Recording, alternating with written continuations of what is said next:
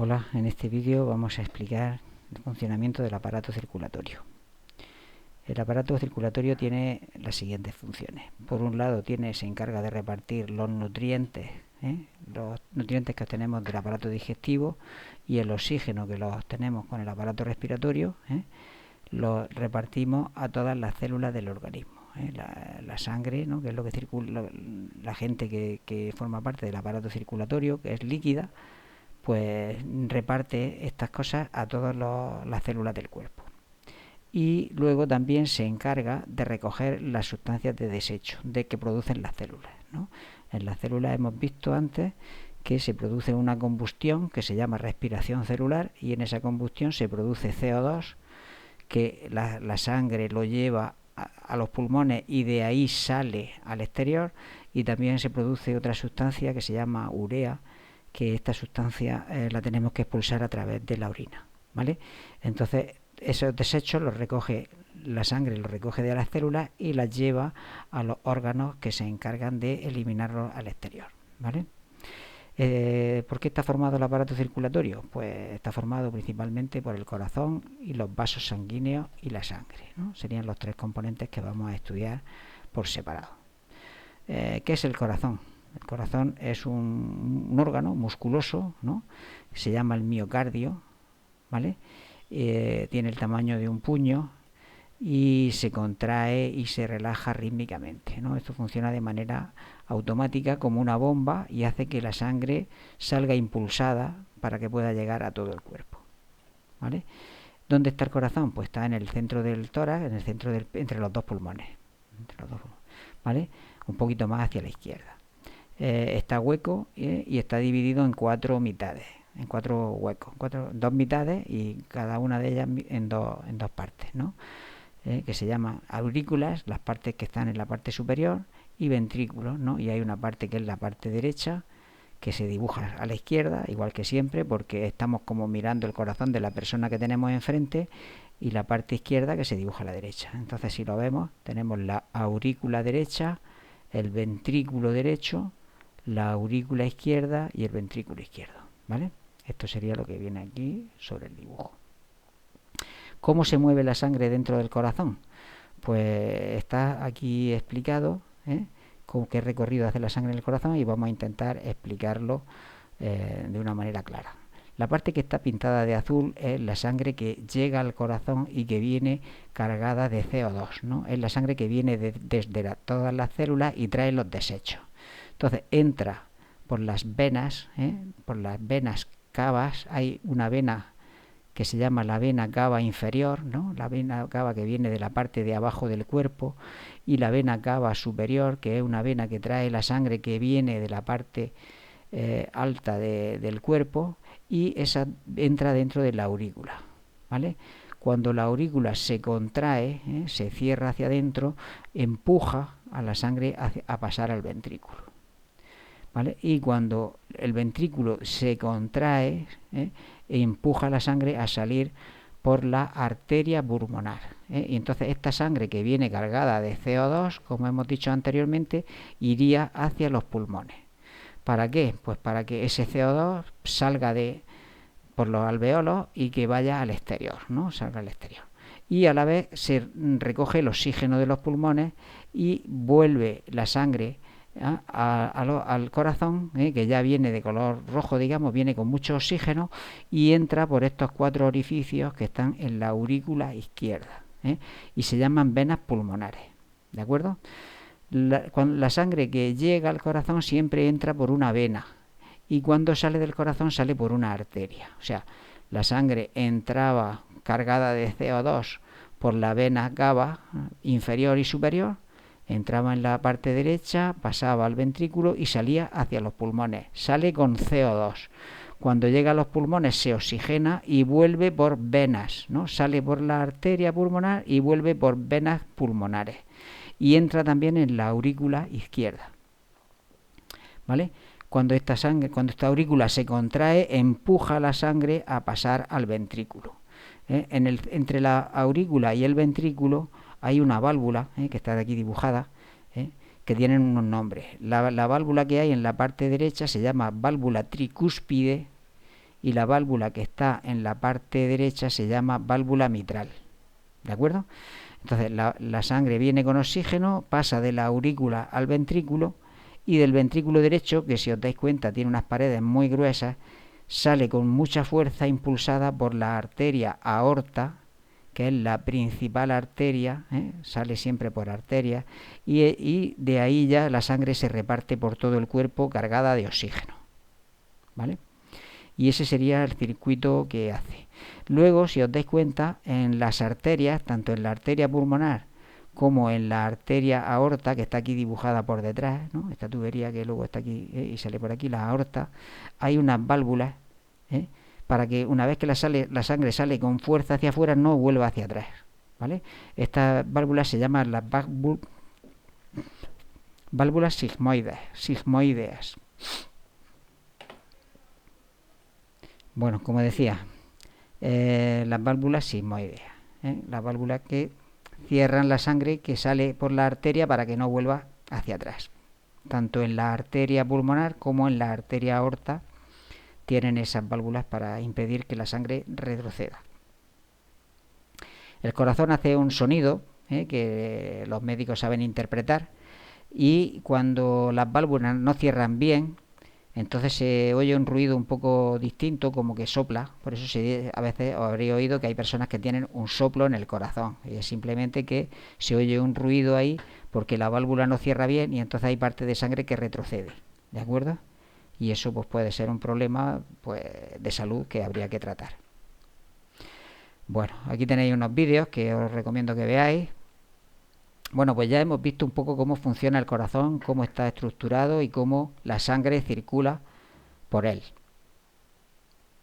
Pues vamos a ver ahora cómo son las arterias, las venas, ¿vale?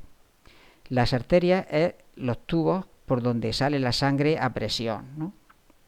Son gruesas y resistentes. ¿Por qué? Porque es un tubo que la sangre sale con mucha fuerza, porque salía la sangre con fuerza hacia los pulmones y luego salía la sangre ya con oxígeno hacia todos la arteria pulmonar y la arteria aorta.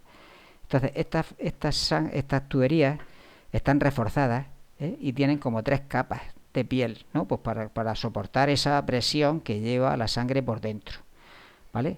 Las arterias principales son más gruesas y luego cada vez se van ramificando hasta convertirse en lo más fino, que se llaman arteriolas, ¿no? Que serían la parte ya donde estarían ya muy cerca de las células. ¿De acuerdo? Bueno, luego las venas es las tuberías por donde vuelve la sangre al corazón, ¿no? Tenemos la vena cava inferior, la vena cava superior, las venas pulmonares. La sangre vuelve hacia el corazón y ahí ya la sangre viene con menos fuerza. Por eso las venas tienen menos capas de piel, llevan menos presión, es como las tuberías que hay para regar el jardín y todo eso. Si la presión es muy alta, pues tendríamos que coger una tubería que vaya más reforzada, como sería el caso de las arterias, ¿no? Porque ahí la sangre lleva mucha fuerza, está recién salida del corazón. Pero en las venas, que ya la sangre vuelve, tiene menos presión y entonces pues necesita que esté menos reforzada. Solamente tiene una capa de protección, ¿no? Mientras que las arterias tenían 2. ¿De acuerdo? Bueno, pues esa sería la principal diferencia entre las venas y las arterias. Y si nos damos cuenta, esto sería una arteria, lleva la sangre rica en oxígeno. Esto sería una vena que lleva la sangre, como lleva ya CO2. Entonces las venas se van dividiendo, las arterias se van dividiendo en otras más finas, que las más finas de todas se denominan ya arteriolas, ¿vale? Que se unen y hay un momento que pasan de ser arterias a ser venas, ¿no? El tubo, digamos, es ya finito y todos estos huecos están rellenos de células, y las células aquí pues pueden recibir el oxígeno y pueden desprender su CO2, etcétera. Entonces esta zona se llama red capilar, vasos muy finos que están rodeando todas las células. Bueno, pues y así es como está estructurado el sistema circulatorio. El corazón impulsa la sangre, sale por las arterias, recorre todo el cuerpo.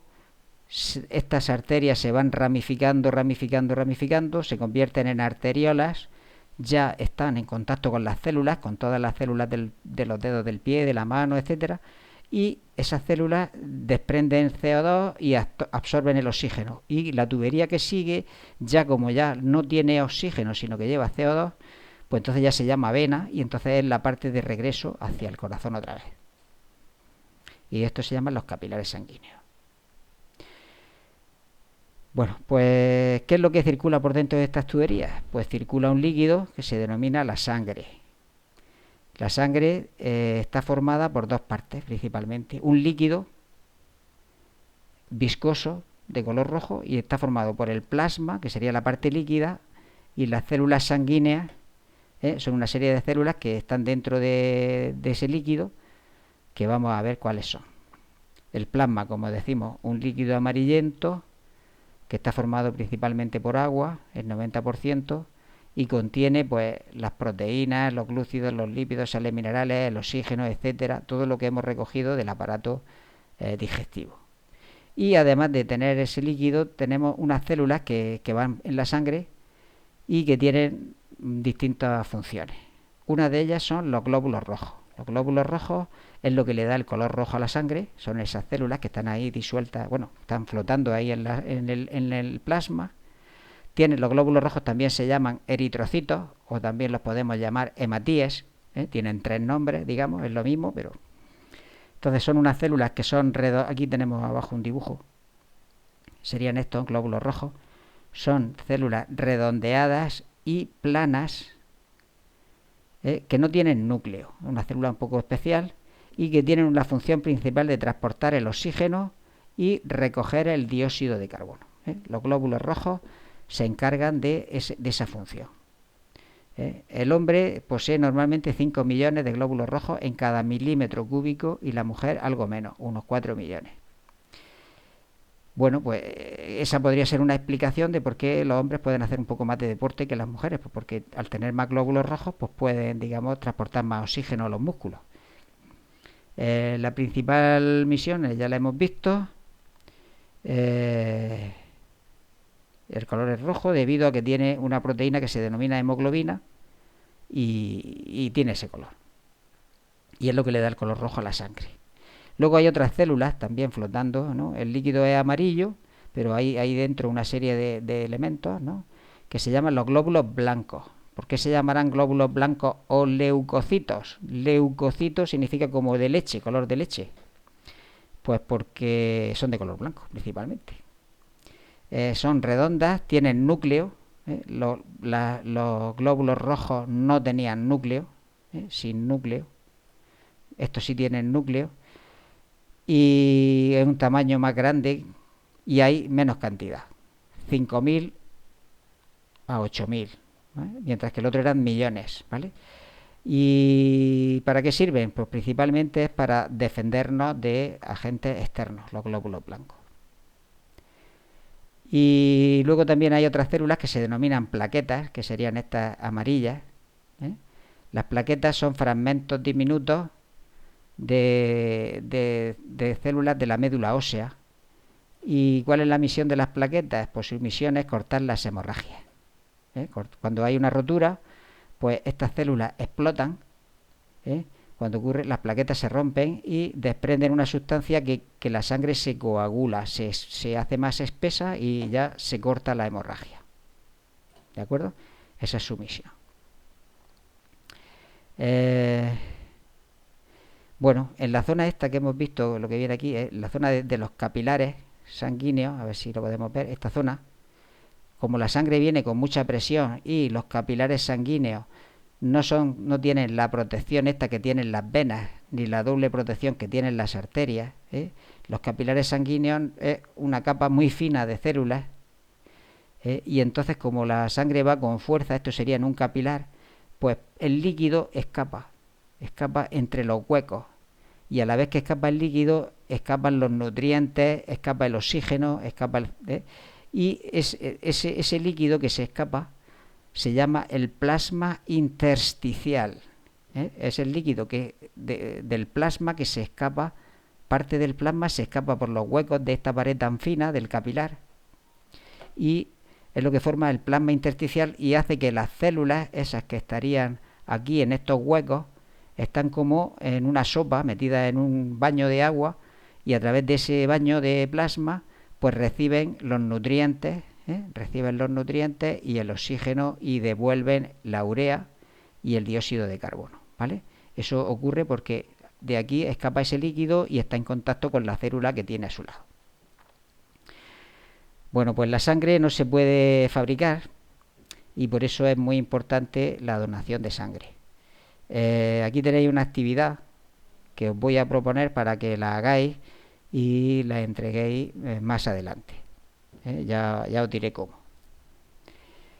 Bueno, es una actividad muy sencilla porque simplemente pinchando pues vais a la página donde tenéis la información. No tenéis que complicaros mucho la vida, simplemente ir pinchando, ir leyendo la información y haciendo como un pequeño resumen. Ya os lo pediré y os diré cómo entregarlo. Bueno, pues continuamos.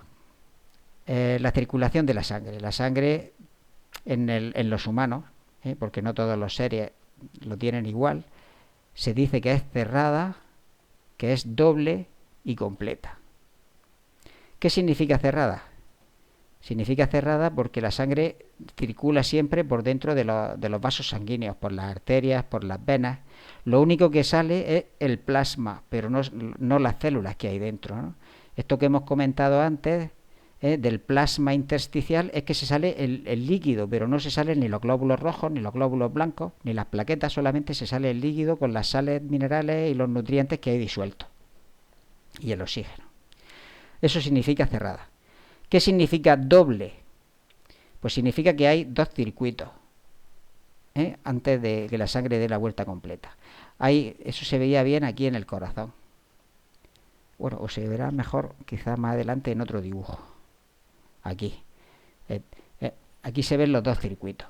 La sangre entra en la aurícula derecha, que se dibuja a la izquierda, sale por aquí y entonces va hacia los pulmones. Se llena de oxígeno, esa es la primera vuelta.